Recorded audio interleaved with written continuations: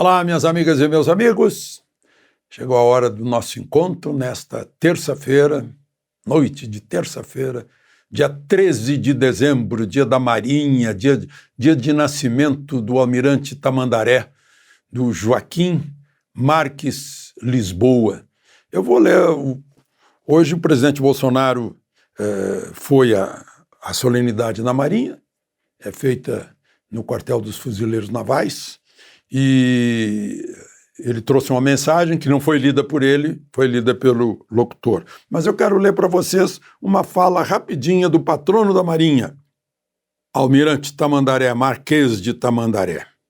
Honra é a força que nos impede a prestigiar nossa personalidade. É o sentimento avançado do nosso patrimônio moral, um misto de brio e de valor.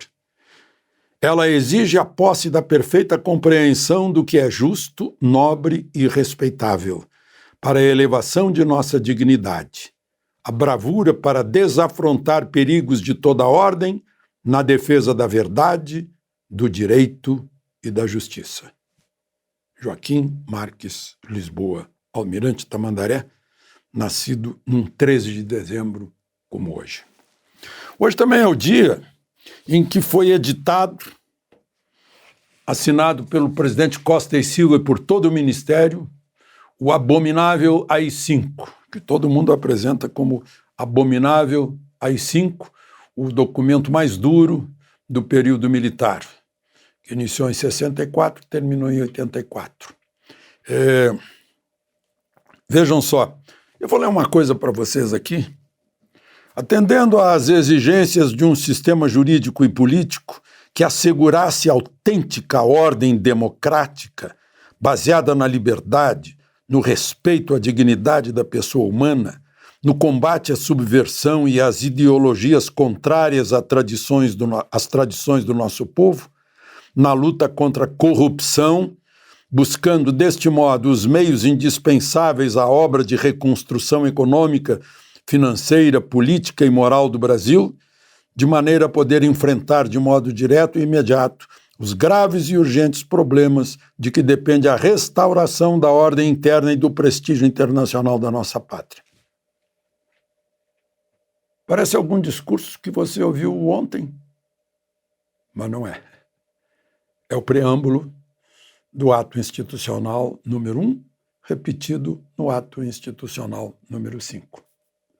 A gente entra no Dr. Google e só tem adjetivo a respeito dele, a gente não sabe o que foi. Eu imagino que nas escolas também não falam. Eu sei que o Daniel Silveira foi preso porque teria desejado a volta do AI-5.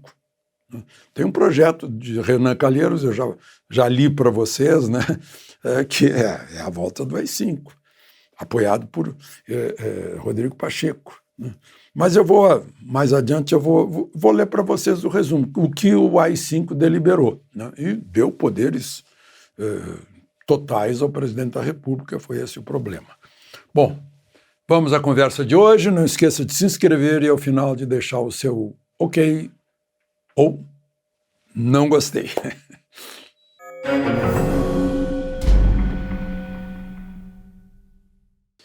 Bem, primeiro assunto de hoje, gente, é esse ministério que está saindo a conta-gotas.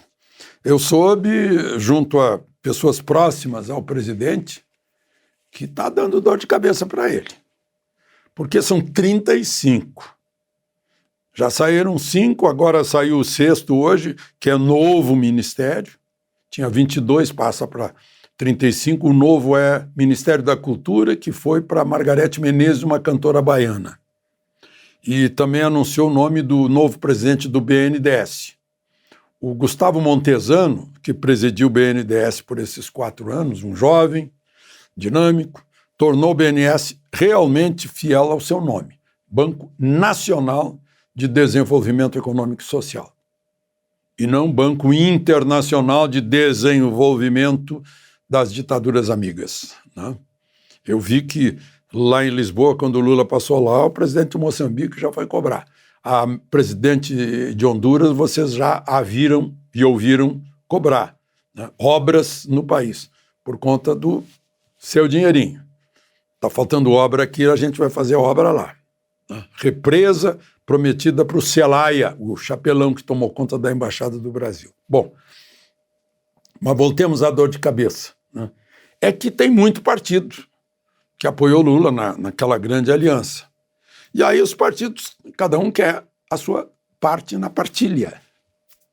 E o PT, que é o partido do presidente da República, opa, peraí.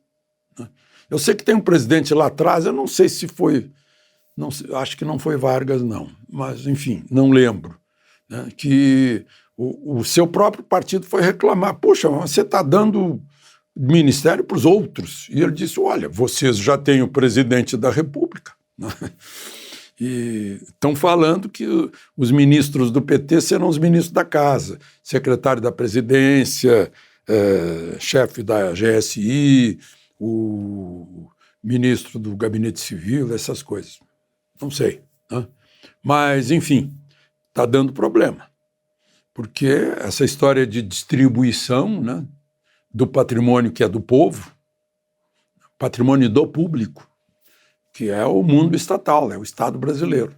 Imagina as estatais, tem uma lei das estatais, aí já estão falando em arrombar a lei das estatais, em mudar. E não é só aí a dor de cabeça também está lá na Câmara. Lá no Senado do Rodrigo Pacheco passou correndo a PEC da gastança. Chegou lá na Câmara, não é bem assim. Era para votar quarta-feira desta semana.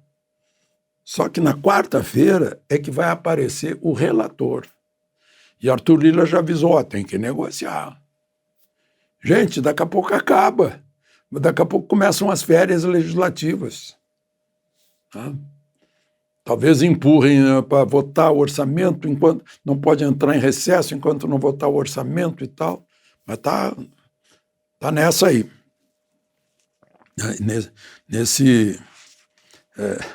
Nesse quase impasse, né? Bom, eu falei em cantora baiana para o Ministério da Cultura, pois teve roda de samba ao vivo na noite da diplomação, na casa do advogado do PT, o Cacai, conhecido, naquela foto de bermuda no Supremo. Estavam lá o presidente da Justiça Eleitoral, o presidente eleito, presidente do TCU, ministro Lewandowski, Gilmar Mendes, né? Uma confraternização geral que me faz lembrar o final da Revolução dos Bichos.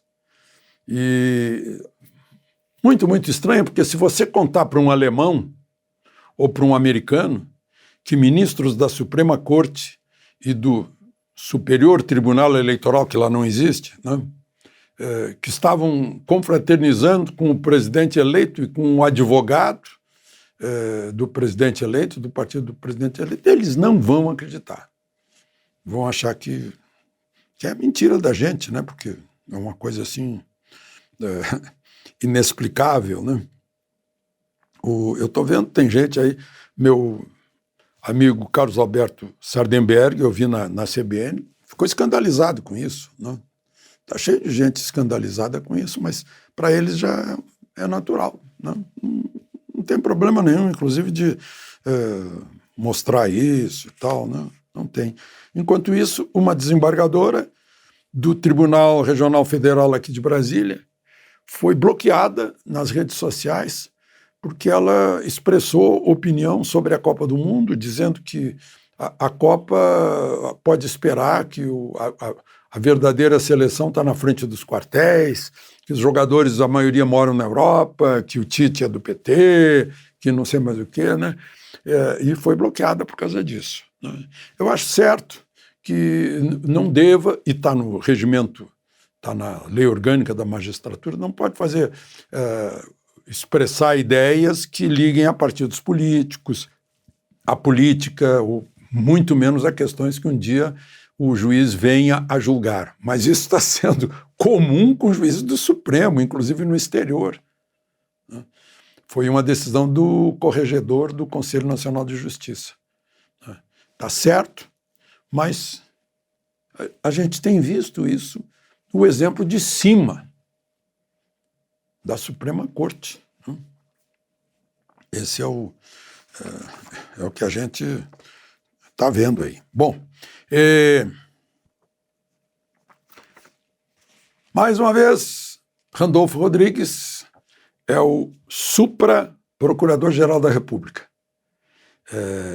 Passa por cima do Ministério Público e, portanto, passa por cima dos artigos 127 e 129 da Constituição e vai direto ao Alexandre de Moraes se queixar. Foi se queixar agora, entregar denúncia contra a primeira-dama, Michele Bolsonaro, dizendo que ela mandou entregar quentinha para o pessoal que estava acampado lá na frente do Palácio Alvorada, e que isso é financiamento a atos antidemocráticos. Eu não preciso, acho que não cabe nem comentário a respeito disso, não? É incrível.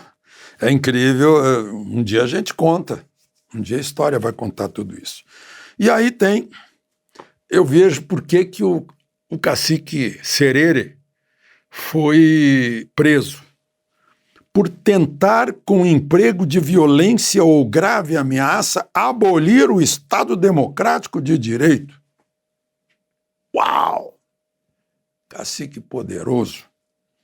Ainda que fosse verdade, né? Ele não poderia abolir o que já foi, né? De jeito nenhum. E aqui aconteceu uma coisa, tocaram fogo, né? Vocês viram? Tocaram fogo em automóveis, em ônibus.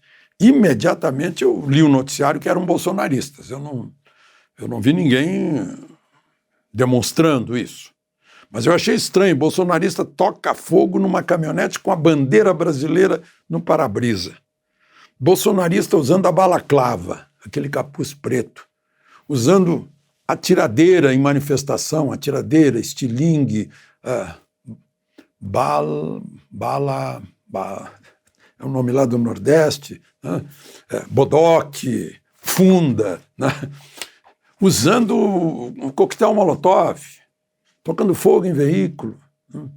Batendo no sujeito que estava gravando e entusiasmado. Olha aí o que Moraes arrumou. O cara estava entusiasmado e apanhou do, teoricamente, companheiro bolsonarista. Muito, muito estranho. Mais estranho de tudo é que ninguém foi preso. É fácil prender um índio por crime de opinião, mas quem toca fogo em carro e fica atacando e não é preso e não é identificado. Eu estou curioso, porque prendendo uns 3 ou 4, vai se saber, afinal, quem são. Não. É engraçado que os jornais fizeram uma notícia desse tamanho, né? Terrorismo bolsonarista. Depois botaram pequenininho assim, manifestações que causaram já mais de 10 mortes no Peru, manifestações democráticas a favor de um presidente de esquerda que foi deposto, né? Que saiu preso. Aí era democrática e morreram. Até a hora que eu via o noticiário já tinha quase 10 mortos. Né? Então, gente, bom, eu prometi para vocês, rapidamente, dizer para vocês o que é o tal AI-5. Vejam só, o AI-5, primeiro artigo, manteve a Constituição. Segundo, disse que o presidente pode fechar o Congresso e o Legislativo em geral, até a Câmara de Vereadores, né? Que aí os senadores, vereadores, legisladores em geral vão ficar recebendo. Fica em recesso, enquanto durar o recesso, fica recebendo. Depois ele chama de volta, né? Que o presidente pode decretar intervenção nos estados e municípios, que, ouvido o Conselho de Segurança Nacional, pode cassar mandato de deputado senador, né? ou vereador, deputado estadual, por 10 anos. Nesse caso, tira a prerrogativa de foro, pode proibir essa pessoa participar de atividade política, né? Pode ter liberdade vigiada, proibido de frequentar determinados lugares e ficar em domicílio determinado. E que o ministro da Justiça pode adotar medidas de segurança ele sozinho. E que o presidente da República pode demitir juízes.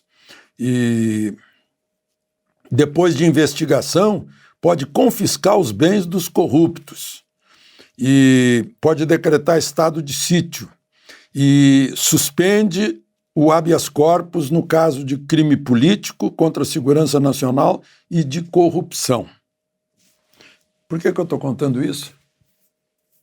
Como tem pontos semelhantes, hein? Com a atualidade, meu Deus. De Brasília, Alexandre Garcia.